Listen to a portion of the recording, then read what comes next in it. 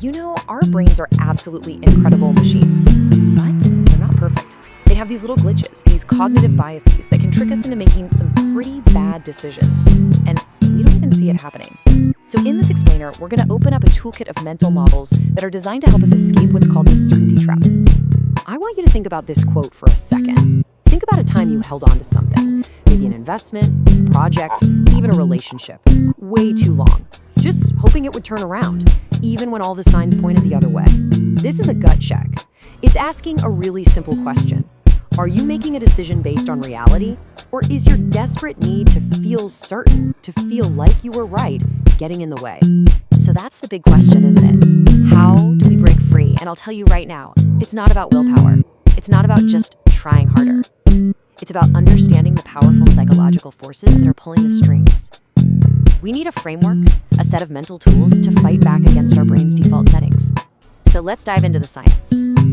To really get why we make these strange, often irrational choices, we have to talk about the groundbreaking work of two psychologists, Daniel Kahneman and Amos Tversky.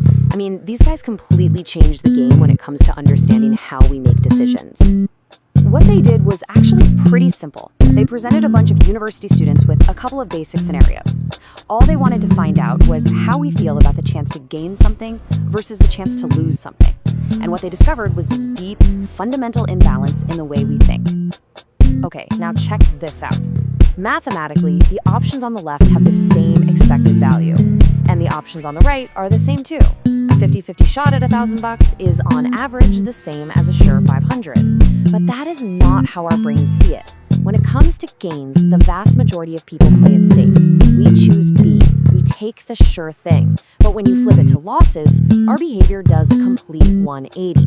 Most people choose C. They'd rather risk a bigger loss than accept a guaranteed smaller one. Isn't that wild? We become risk-averse when we're ahead, but risk-seeking when we're behind. And this brings us to a massive concept, loss aversion. All it means is that the pain of losing something feels way, way more intense than the pleasure of gaining the exact same thing. Losing $50 feels awful. Gaining $50 feels pretty good. That powerful asymmetry drives so much of our irrational behavior. So this isn't just some theory that exists in a psychology lab. This bias has a name when it pops up in the real world, and it shows up big time in financial markets, where it costs people an absolute fortune. It's called the disposition effect, and the classic saying for it is cutting your flowers and watering your weeds. It's a fancy way of saying we sell our winners too soon and hold on to our losers for way too long. And what's driving this whole mess? Our old friend, loss aversion. Let's break down exactly how it works. So let's imagine this. You buy a stock, you're feeling good, and then, it drops. You're in the red.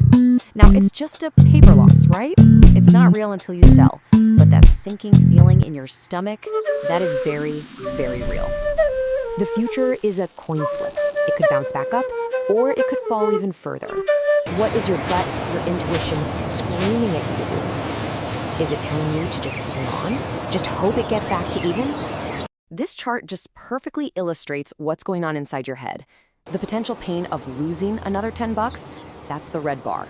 It's real.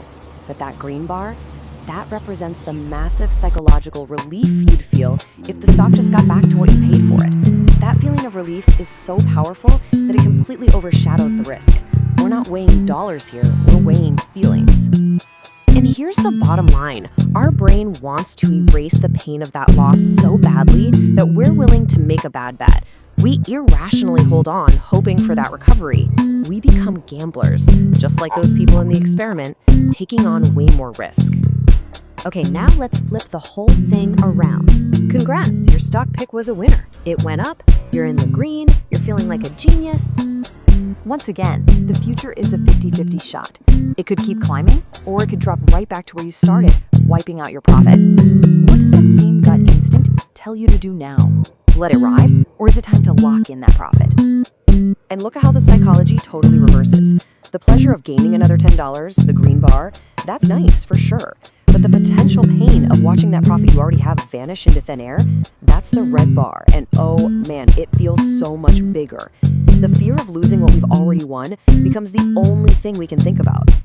And because of that fear, we become risk averse. We cash out, we sell way too early just to avoid the potential pain of watching that win disappear. And in doing so, we often miss out on much bigger gains down the road.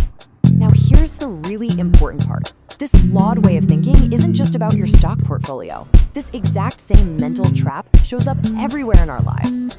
This is the sunk cost fallacy, and it's basically the disposition effect's close cousin.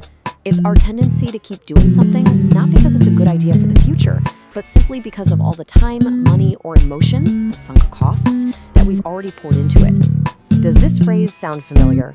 Come on, we've all said it. We say it about a failing business project. We say it about a college degree we don't even want anymore. We say it about a relationship that just isn't working. It's the exact same trap. We're making decisions based on past investments instead of future potential. But here's the good news. Simply knowing the names of these traps, loss aversion, the disposition effect, the sunk cost fallacy, it gives you a powerful tool. It lets you step back, take a breath, and ask the right question. Wait a second, am I doing this because it's the smart move going forward, or am I just trying to avoid the pain of admitting a past decision was a mistake? So recognizing the trap is step one, but what's step two? We need a clear, actionable game plan to guide us out of it. The source material gives us some fantastic hard rules for clear thinking. Think of these like guardrails for your decisions. Never trade the truth just to get access. Never trade your personal boundaries just for someone else's approval. And never, ever trade your self-respect just to keep things moving along. They force you to prioritize what's actually true and what serves your long-term goals over what just feels easier in the moment. And this all leads to the final and most crucial point. The certainty trap is all about our ego's need to be right, about a stock, a job, a belief. But clear thinking isn't about being right, it's about being effective. It's about being willing to update your views when you get new information. It's about letting go of what isn't working and adapting to reality as it is, not as you wish it were. That single shift in mindset, that's the ultimate escape hatch from the certainty trap.